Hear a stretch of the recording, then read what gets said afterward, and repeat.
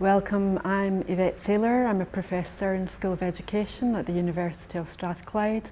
I'm currently working on a project on queer social justice. So to mark International Women's Day, the Royal Society of Edinburgh and the Young Academy of Scotland have invited this panel of speakers. We're discussing the cost of living crisis. Much like the COVID-19 pandemic, the crisis risks exacerbating existing inequalities and stalling equalities work, or indeed putting that into reverse. So welcome to colleagues. We're joined by a cross-sector, interdisciplinary panel of experts who will delve deeper into gender inequalities and the cost of living crisis.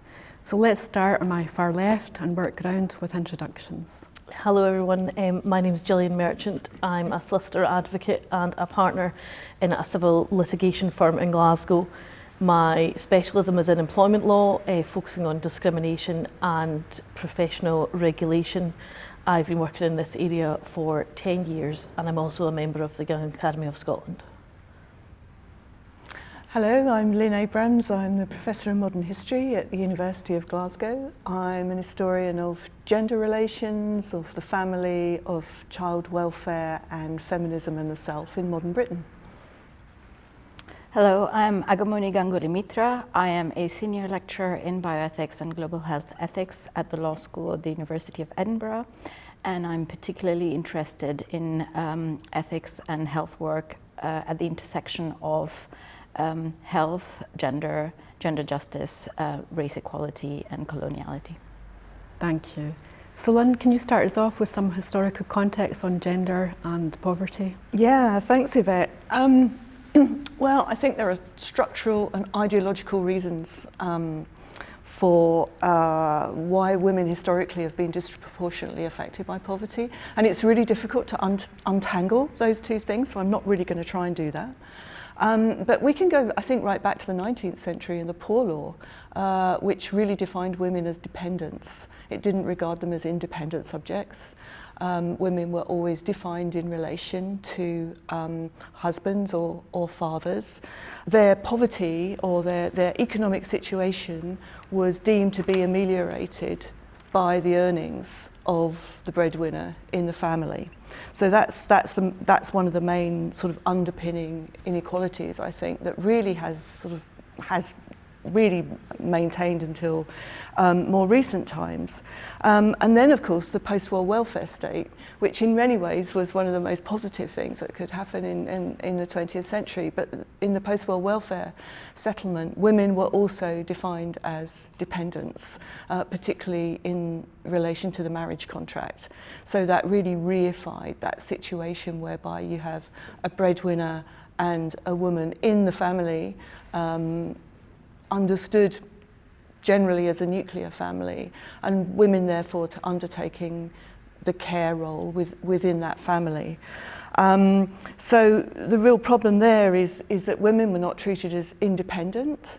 Married women in particular were not treated as independent, and that they were regarded as economically dependent on men. And so social policies have tended to mirror sexual divisions. And then, of course, we have historical assumptions that the family should consist of a male breadwinner and a woman whose responsibility it is to care for the home.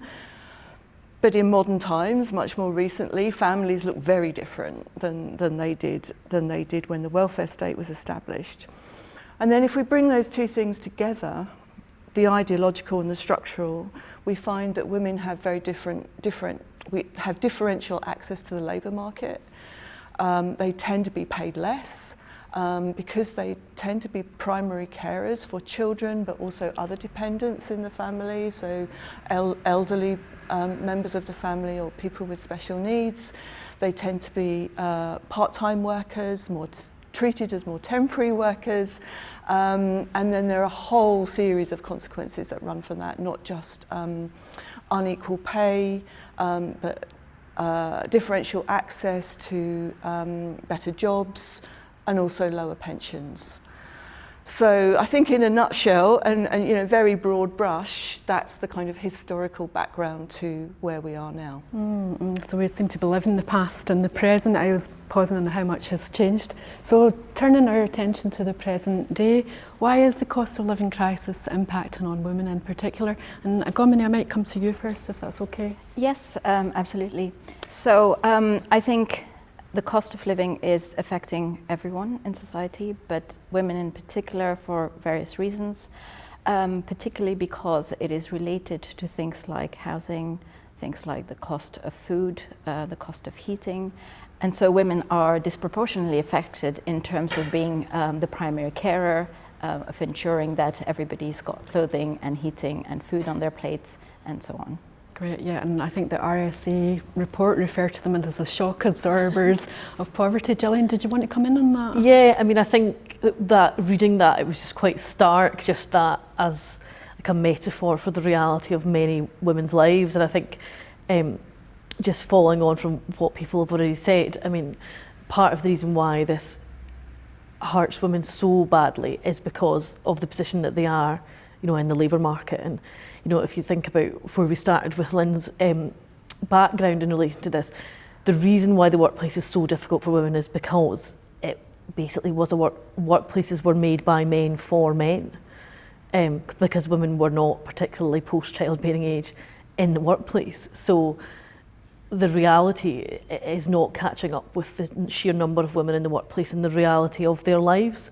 You know, whether that be in the types of jobs that they're in, the pay that they receive for those jobs, or just the general consideration that people give to those types of jobs. You mentioned the pandemic at the start. You know, those in care suffered horrendously during the pandemic. They really had to fight to get their voices heard. They were the people that were caring for our most vulnerable in society. They were predominantly women workers, and their bills, you know, as has been already described, are going up exponentially, but their pay is not going up exponentially, despite the fact that they were the ones during the pandemic that were putting themselves at risk to go into people's houses. And at the very start of the pandemic, you know, things that seem incredulous now, like fighting to get face masks, that within a matter of months we were all wearing on the bus. So I think that probably goes some way to tell, you know, to demonstrating, you know, where we are in terms of women's place in the workplace and how that works into other structural inequalities. Do you find that we're going from crisis to crisis now? It certainly feels a bit like that.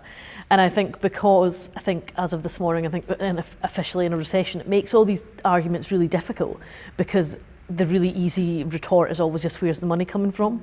And I think that does make it particularly difficult to keep coming up with ever increasingly creative solutions that don't cost any money. Yeah, and it's really important that you mentioned the pandemic again, because as you said, women were disproportionately frontline workers. They were healthcare workers, social care workers, but at the same time, we know very well that women also have the double shift at home, in which they come back and then have to take care of the household. And so they're sort of bearing the brunt both at work, but also at home of these multiple crises that we're in.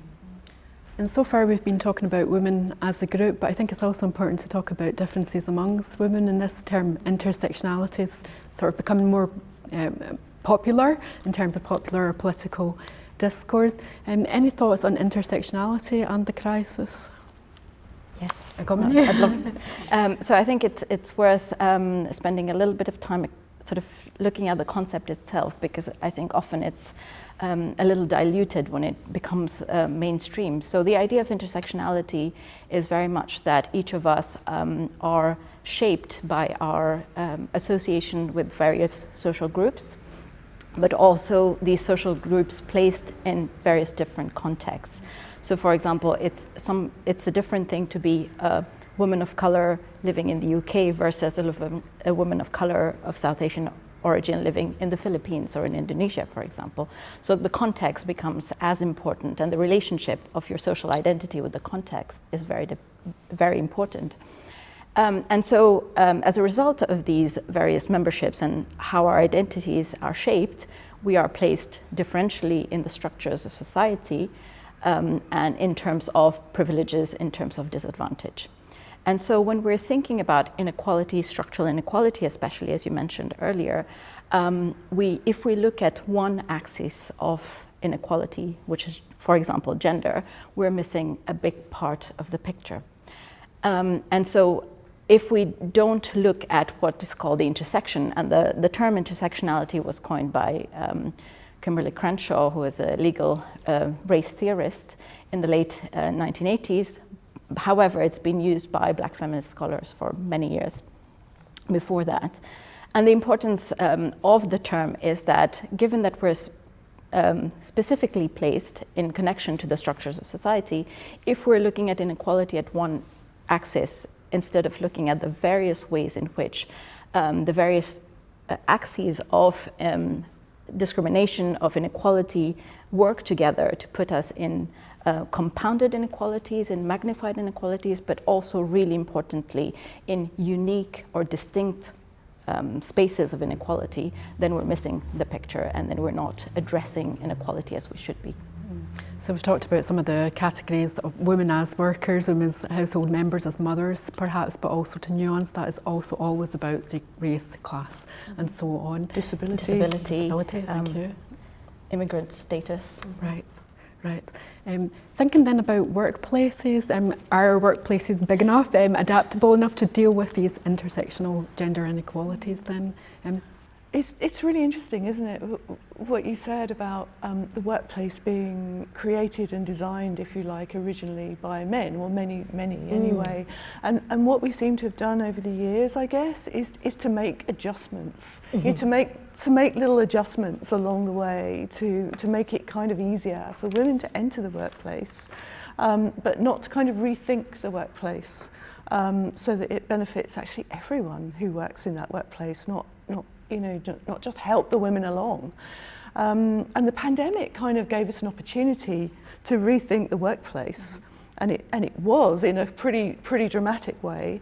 And now some of that is being rolled back. I think I don't know what you think about that. Yeah, I mean, I think like a lot of these things, what would make the workplace better, a lot of the time just comes down to employers behaving a bit better. But obviously that is not something that's hugely, and I probably fall on the cynical side from experience of, unless there's some specific obligation on employers to do something, a lot of employers won't. There's a huge differential between people that work in the public sector versus people that work in the private sector in terms of discretionary policies and things that make work a little bit easier. I mean, recently I was talking about the new Carers Act that's coming in, which will give statutory time off for carers. And a lot of people will already have those types of provisions in their contracts of employment, but a lot of people won't.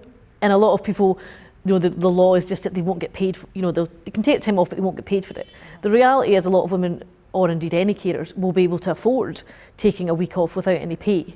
Whereas some people will be in a more privileged position whereby they are in a workplace where they've either got a contractual right to carers leave, or at least they'll get some sort of pay, which is a problem across the board, including like maternity pay, parental leave. All these issues come kind of back to those same issues. Are there examples of good practices from your own workplaces, your institutions, or your research participants perhaps? Well, I think the university is an interesting place to work at in this in this context, and I absolutely mean interesting in the British sense. But I think the kind of work we do as academic is quite flexible, which is helpful. So you have some freedom to organize your time as you like. But at the same time, I think it's interesting that you talked about the law and policies, and unless we have policies and laws, we can't be sure that employers will deliver on these. But of course we can't have a one size fits all, and we can't have as long as we treat everybody equally, we're sorted. Because for example, the question of carers for a very long time had talked to their employers about things like working from home, flexible working, hybrid working, and until the pandemic it was very much sort of that's not possible, that is just not possible, we don't have those kind of provisions. And then the pandemic came about, and everyone, lots of men, for example, were working from home, and suddenly hybrid working was possible. And so it's a question of also recognizing that the different things that people need will, in fact, as you said earlier, benefit everyone, and perhaps we should pay attention to them early on. Now, many institutions do have equality, diversity and inclusion policies. Are these simply rhetorical, or can they be mobilised? I think it's probably in an organisation like a university, you know, there is more action. But in small companies, in as you say, in the private sector, I think it's, you know, the pattern is much more patchy, probably. Yeah. Yeah, I think adding on from that, I think equality, diversity and inclusion is extremely important. But again, it can't be just rhetoric, as you said. And also you have to take into account different kinds of burdens. So, for example, as a minoritized staff within the university, I'll often get asked to be on certain committees, on panels and so on. And with that comes what we call the burden of representation and representation fatigue, which is not necessarily then reflected in policies in terms of then promotions and so on, right? Because when you come to promotion papers or when you come to research allowances and so on, everybody has to be treated equally, but nobody is then sort of attending to the fact that you did all this other labor, for example, of representation within the university that is then not accounted for in the sort of the benefits that you get from it. Absolutely, and I think women, of course, are not just workers, and Lynn, you've reminded us of some of the ways that women have been forgotten of working in the home, for example. But I think feminism has long been critiqued as only by of middle-class white women as able to partake in these kind of promotional structures and equal opportunities, for example. You know, I think the reality is when you're talking about different employers' policies, and you know, you see quite a lot of the big companies now offering like a year's paid maternity leave or different sets of things. But the reality is, for working class women, a lot of them just need to get a job that fits around looking after their children or fits around caring for elderly relatives. And the reality is, it's not going to be something where they're worrying about what extra policies on the side might be good or bad. And it's about experiences and equal opportunity of experiences. Like, if people are really struggling to get into the labour market for whatever reason, whether it be they've taken time out to care for children or indeed elderly people, they've been studying, it's really difficult to get back into the workplace at any point. And then a lot of it's about then you're kind of starting again and you're struggling. And those being in and out of the workplace, being across different jobs in low paid sectors, the reality of you know, whether or not you can take some time off or work at home is actually not something that is open to everyone. You know, I think the pandemic has been great in that all of these people, you know, a lot of people can work at home now. It's shown that flexible working can work in a way that before it was very blinkered, and as you say, it was just like, oh no, we can't possibly do that. But the reality is now we have quite a clear split of middle class people, and if we're talking about women who can work at home, and working class women whose jobs by their very nature mean that they can't work at home. And I do worry about there being a reckoning there and how that will play out, because I feel like you get into almost into a kind of two-tier society, and obviously that's not helpful for social cohesion in any event. And look at the care sector. You can't care. Or clean is the other one I always use. Or maybe you can when they start to bring in, you know, remote care over computers. But let's hope that doesn't happen. I was recently made aware of some research regarding working class women who were just juggling so many jobs because no one job was going to give them enough money because they couldn't get enough hours. So they were juggling jobs, juggling childcare or dependent care, trying to make that work with universal credit. Complete and utter nightmare in terms of one's mental health and trying to keep on top of the bills as well. So really difficult. And and we haven't mentioned childcare yet. Really, I mean, childcare is just such a major, particularly when children are young, but also at school age.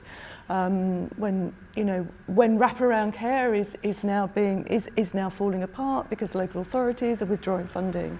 So there's a whole series, aren't there, of continuing and building factors that are just making it really difficult. I suppose particularly perhaps for single parents as well. I wanted to maybe pass you, Agomini, in terms of this idea of the working class worker, maybe globalising that picture a bit more. Yeah, absolutely. I think that's really important. It was very frustrating during the pandemic to hear sort of a politician in the mainstream media talk about, you know, the economy has stopped. We have to keep the economy going. The economy never stopped, right? The economy continued to depend on essential workers, on frontline workers, many of whom are immigrant workers, also workers of color, so racialized and minoritized people bore the brunt of the pandemic because they were at the forefront of the virus and of work. And so I think here is where the intersectional analysis is very, very important when you talk about class and then class and race and so on. And if you're an immigrant person working in the UK, for example, as a woman, you might have had childcare, and you might have had, you might be living in multi-generational households, so you have care of the elderly as well, without necessarily having the backup or the fallback option of having sort of lots of family and friends around where you can sort of, you know, park your child when they're sick and then still go to work. So you had to decide between whether to stay at home, care for your elderly mother-in-law or child, or go to work. And those are impossible decisions to be making. And then you have other issues when it comes to things like immigration status, women fleeing particularly violent home situations, for example. Often immigrant women who are on dependent visa, on spousal visas, will have no recourse to public funds, which means that even if they decide to leave, which is hard enough in the first place, they will then not have the backing of the state in order for them to be able to stand on their feet, to go to a refuge, to get the support that they need. So there are so many intersections and so many levels at which I think we're failing women if we're not attending to the very specific needs and the lived experiences of those who are facing. Yeah, and I think we've all been pointing out the intergenerational, potential lifelong effects, including into pension years. Any thoughts on how those effects continue across the life course? I mean, I think you're right, Lynn, in terms of what you said about, you know, like my particular hobby horse at the moment as like a mother of like 2 young kids is that, you know, it's difficult when you return to work from maternity leave because you've got to put your kids into nursery. That's got a huge cost if you're working, or if you don't have family close by, you know, which I don't. And a lot of women at that point will return to work part-time, or in reality will just not return to work because, you know, private childcare is very expensive, and a lot of people take the view that, you know, they would rather spend that time with their children rather than work for nothing. You know, and we do have provision at the moment where children get 3 hours by the time they're 3. However, by that time, if someone's been out of the labour market, that's 4 years they've been out of the labour market, and it makes it very, very difficult to get back in for all, you know, all the reasons that I've already alluded to. And then I think, as you said, Lynn, then the challenge is they're at school, and then the school hours are obviously not compatible with any description of a working day.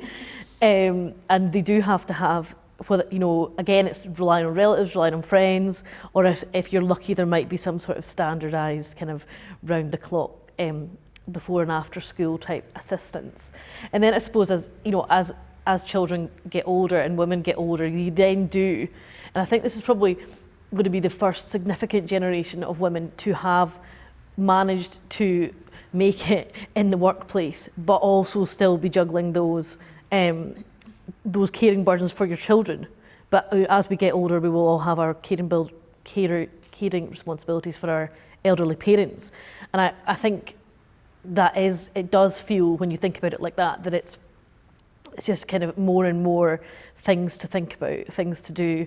And then as your children get older, obviously you want them to do as well as they can. And then I almost feel like, you know, if you think about by the time your children are leaving school, you want them to be in a better financial position than you were when you left school. And I'm just not sure that that's actually possible now in a way that 20 or 30 years ago, certainly people would have hoped that that was the case.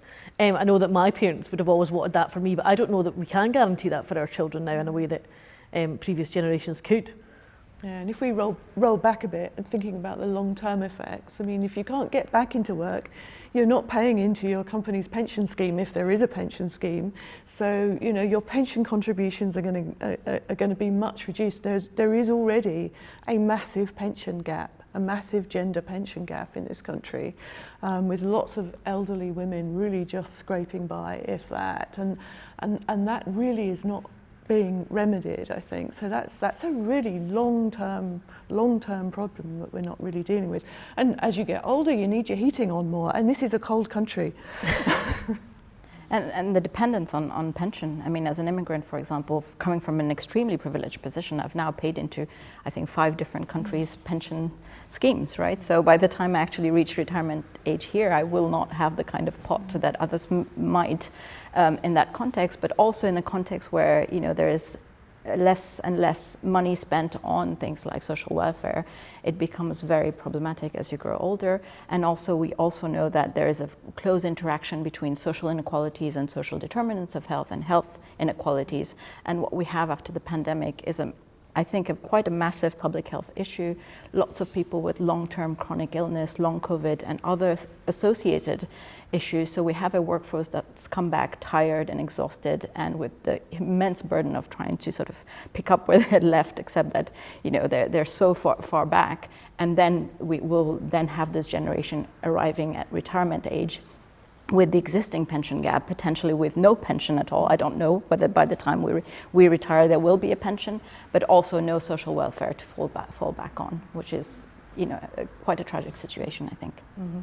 So given these harsh realities that we're all pointing to, and given that it's an election year, do you have any expectations, hopes that action will be promised in party manifestos? What are you hoping to see from political parties?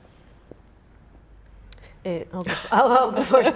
I mean, these are not going to be by any political party because they cost lots of money, but in an absolute dream world, I would go for an increase in statutory maternity pay, but also a complete revolution of parental leave, meaning that it's extended, say from 12 months currently to maybe 18 months, but 6 months of that has to be taken by the other parent.